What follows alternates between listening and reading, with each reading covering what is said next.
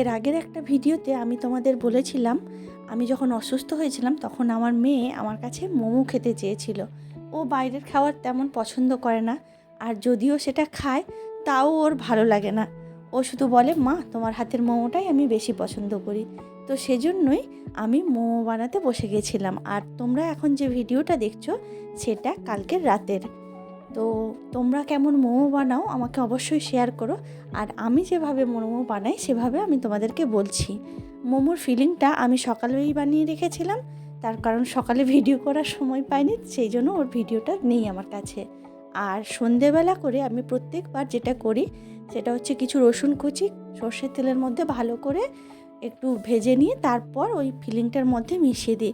আসলে কি বলো তো, তাতে না সেন্টটা আমার খুব ভালো লাগে। তারপর যা হয় তেমনভাবে স্যুপটাই তৈরি দিয়ে দিয়েছিলাম পেঁয়াজ, আদা, রসুন, একটু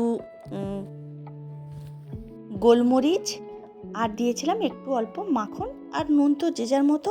এরপর আমি আটাটা মাখানো হয়ে গেছিলো, তারপর আমি মোমোগুলো করে নিয়েছিলাম। মোমো বানাতে বানাতে মেয়ে বেশ কয়েকবার বলেছে, মা তুমি তো প্রত্যেকবার আলাদা আলাদা রকমের মোমো বানাও, এইবার শুধু এক রকমের করছো কেন? আমি শুধু ওকে বুঝিয়ে বললাম, দেখ আজকে এইরকম খেয়ে নে, তোর পরীক্ষাটা শেষ হয়ে যাক, তারপর আমি ঠিক একদিন আলাদা আলাদা রকমের ডিজাইন করে মোমো বানিয়ে দেবো। যাই হোক, তোমাদের সঙ্গে গল্প করতে করতে আমার মোমো বানানোটা হয়ে গেল। আর এই প্লেটটা আমি সাজিয়েছি শুধুমাত্র আমার মেয়ের জন্য। জানি না কেমন লাগবে, অবশ্যই জানিও কেমন লাগলো। পরে কথা হবে, বাই।